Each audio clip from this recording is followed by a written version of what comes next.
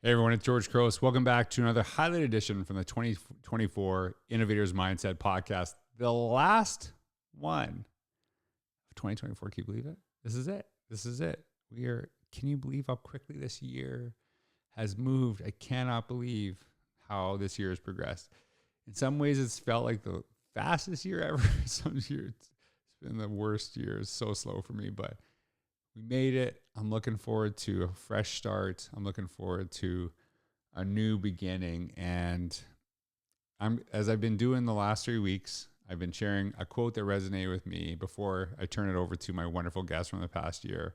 And the quote I want to share from you with you today is actually one that really, really connects with me. It's from John Maxwell. And these are from my 20 quotes to start off the 20 inspirational quotes to start off the year 2024. And you can see this. Well, I've been revisiting these quotes, not just having quotes, but why do they matter to me? So here's a quote from John Maxwell. I think it's really, really powerful. John Maxwell shares this: "We should work on changing ourselves before trying to improve others. A great danger to good leadership is the temptation to try to change others without first making changes to yourself." I do a lot of work with administrators. I do a lot of work with educational leaders. And one of the things that I see a tremendous amount is people will actually come to these events and their staff are terrified because they're like, what's going to happen when this person gets back? When they come back to the school, what is he or she going to do to force more work onto us? And so I distinctly share this with people. When you go back to your school after today, the first thing you should not say is, here's what you're going to do because I went to see this guy from Canada. The first thing you should say is, hey, I actually went to see someone speak. Here's something I want to change in my practice. It is that modeling, that process of, you trying to grow and become better. And sometimes that's like, hey, I'm going to start taking things off the plate. I'm going to start thinking differently about how we really empower people. But it's really about what you actually do. Here's something I really understand, and I think it's a little bit with age. And I would like to say wisdom. You might not say wisdom. I like to say wisdom. Is that when people feel really uncomfortable with themselves, they try to control others. And this is in relationships. Think about jealous relationships you have. Someone's jealous, they're insecure about something, they try to control you. Same thing with leadership. They feel uncomfortable, they try to control you. I know a lot of people that I work with that are really frustrated with their boss because whenever they do something good, the control hands come out. They try to control everything they do. That's more of a them thing. For me, if you want to actually really make an impact, and I think this is why I always try to model my learning, try to share ideas, try to share new things I'm trying. This process of like focusing on a quote, something I've never done before. But I want to try different things because I constantly am asking people, hey, you should try something different. But they can never point, well, you never do. Yeah, I do all the time. It's literally, I try stuff all the time. This podcast never existed years ago, but I'm like, I want to start doing this. Blogging, I did it before. Anyone else in my organization consistently.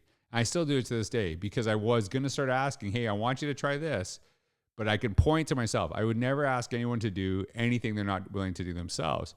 And so if you're really thinking that you want to have that impact on others, you have to really think about, what are you modeling in yourself? What do they see in you that they want to aspire to? For me, if you give me advice on something, if you're like, are you telling me you're criticizing me? I'm going to look at you. I'm like, what is your life? What do you do that I want to aspire to, that I'm going to actually listen to your advice? You might not like that I said that. Do you want me to lie?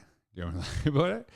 If you're going to give me advice, you're going to tell me what to do. I'm going to look at you and say, why would I listen to you for this? What's the matter? I'm not saying I'm going to disregard you, but there's an expectation that you're living what you're asking me to do, and you're benefiting some way, right? That really matters to me. So this quote again from Maxwell: "We should work on changing ourselves before trying to improve others. A great danger to good leadership is a temptation to try to change others. So first, making change yourself. You want to lead? Start with yourself. That's how you do. I've been saying this all year. It shouldn't be leading by example. It should be learning by example. People need to see that you're willing to progress, to do new things. Now, I'm going to give you a bonus today. So I was kind of deciding between this one. This is actually from Taylor Tiemann. Taylor Tiemann, very good friend, daughter of a good friend of mine, Amber Tiemann. Just love the family. in her very first year of teaching, I think she had taught 2 days when she gave me this quote. She said something really profound. She said this: every single day, anything I could say at any given point could be a sentence that students could remember for the rest of their lives. And that's something I really try to be thoughtful of. As much as I kind of like try to be blunt, honest, I also want people to feel respected, appreciated in this podcast, because I know how big of an impact. I'm very careful with what I post on social media, because I want to be that person that lifts people up. So like, sometimes we say things, we don't understand the impact of this. And thing I've been saying for years, always err on the side of positive. So as you go into this year, as you go into ending this year, how are you going to err on the side of positive? And I know I'm going to challenge you a little bit, not just with others, but yourself. How you talk about yourself to yourself really is what you become.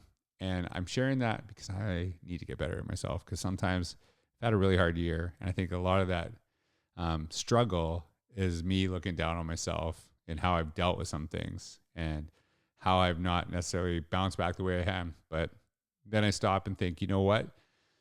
Years ago, you couldn't have dealt with any of this. And you should be proud of your resiliency, proud of, that, yeah, we all deal with adversity, but you're seeming to deal with it better. And instead of complaining of what I should have done, I'm focusing on what I did do and maybe how I've maybe gotten better even through a very tough year. So I hope that you have an amazing end to your year. I so appreciate you being here with me. I hope that you have an amazing end to the calendar year and an amazing 2025. Thank you so much for spending time with me. You have no idea how much it means to me that you would listen to some guy with a mic talking and sharing ideas on education, learning, and life. So if you didn't get something from me, I promise you on the side of the intro, you're going to get something. Welcome back to another episode of Highlights from 2024 from the Innovator's Mindset Podcast. Have a great year.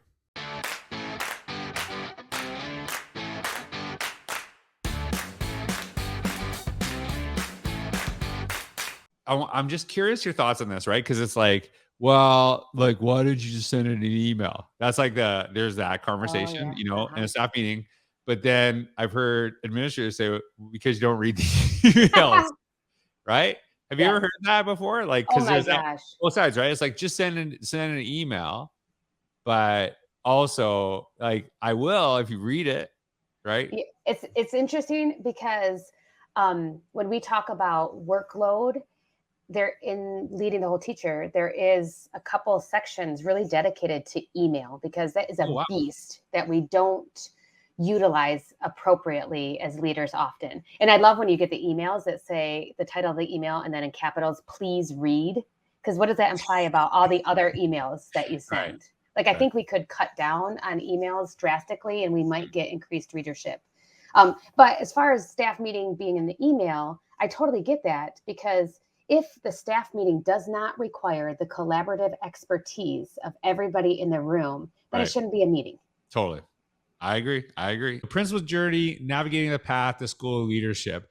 Tell me, like, two things that, have maybe resonated with readers that you see as like really connecting, because this book is something I think is, first of all, I think it's unique. I don't know of a book which is wonderful, right? Because, there's a lot of things you just don't know as you're going into that role, and you can, you kind of are like immersed in it all of a sudden, and you feel like, I don't know what's going on. And so I love that you kind of are building people up to that. So like, what has resonated with the people that have read it, that have connected? Like, what do you think stands out to them? Yeah, so I think in reading the reviews, I think that people like the fact that it's step by step. I really tried to tell a story.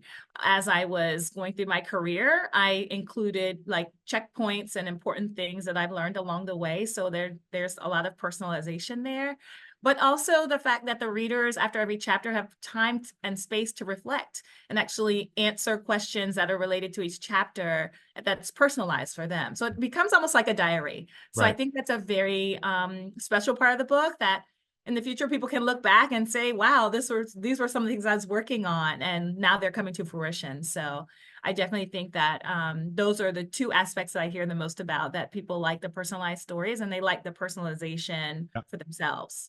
Yeah, I think that's a really important aspect, because your journey is your journey, and there's things I can learn from it. But, you know, going to a totally different school, you know, like as someone who spent, you know, the majority of his life in Canada, probably, you know, being where I was in Canada versus where you are in Maryland is, you know, very different. So there's things I could pick up from you, but ultimately in this, like, I don't know if you've ever picked up Innovator's mindset. The whole premise of the Innovator's mindset is like, what do you do with what you know? Don't just say like, hey, Dr. Rachel says this, so I'm going to do this, right? Right. You have to kind of still know your community. You have to kind of know where you're at and where you grow. The thing that I thought about when you're explaining your book is, and I always default because she is the best leader I ever had. Her name's Kelly Wilkins.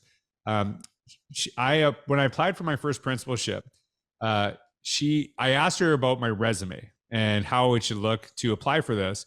And she said, go find the leadership standards of the district, which she was actually, you know, the superintendent of, and, you know, and then show how you're meeting the standards as a teacher already. So you're like, hey, I'm already what you expect of principals. I'm already doing this in my current role. So like the way I always great advice was actually like dress to the job you want, not the job you have. That's like how I always kind of thought about that. Yeah. And so like you even mentioned some of like the logistical, like even cover letters and things like that. Like, so like, what are like one or two takeaways like of some of that, you know, just kind of getting the job in the first place? Like what do you talk about with the book? So for the cover letters, I talk about researching the district, knowing what is the vision and mission of the districts that you are applying to. We know that many people may apply to more than one district. So what may be appropriate for one district may not be appropriate for another. So we have to know that. I also talk about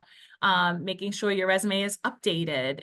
What happens over time is we have all these experiences, but if we're not regularly updating them, we forget about things. And there's probably important things that we're leaving off. So I know for myself, whenever I have a new experience, I take 2 minutes, I open up the resume, I add a bullet point, and then I date it, post date it the date of, and then that's it. So I never am like, your resume has to be ready. That's what I just say. So if someone asks me today, can you provide an updated resume? Yes, it's right here. I don't have to spend time making it because I have been updating it along the way. So that's part of the advice that I give to the readers. I remember actually like I had to take a leave because I was so mentally exhausted and overwhelmed. And, you know, you talked about your principal. I had a principal very similar, just was awesome and just incredible. And I didn't want to take the leave. There was like a stubbornness about it. And she said, you're not okay. Like you need, just take some time and, you know, you'll be fine. And we'll be able to cover you. Don't worry about it. But like, you are not okay right now. And I felt, and like, when I look back at that, and I actually remember writing about it, I had given everything in education to everyone else. And then I had nothing left for me. And to the point where I just was exhausted and I couldn't do it anymore. And I feel that sometimes like the stuff that we're talking about right now is people will listen to this, they're like, oh, this kind of sounds selfish. I'm like, it's actually a little selfless in the sense that you better prepare yourself to, like, I find I have more energy to help others when I make sure that I carve out time for myself. Would you say do you feel that same way? Like 100% true. 100% true. You have to take care of yourself. And it goes back to living that balanced life too. And sometimes in our balanced life, we have to tell people no, because it's protecting our own mental health. But absolutely, I agree with that. So I got to do something for this, for you saying, you gotta learn to say no. I love it, because that is the biggest weakness of many educators, including myself, is you often say no to everyone else, or you say no or yes to everyone else and then no to yourself. And then it comes back to haunt you. And then we kind of get in a situation where we can't actually help anyone. So that's why I wanted to have you on the podcast, because I think this is so crucial. And, you know, you're doing this, teaching full time, having kids, and, you know, you're making it work. And not only are you doing this, but you're inspiring people like myself to, you know, keep this too.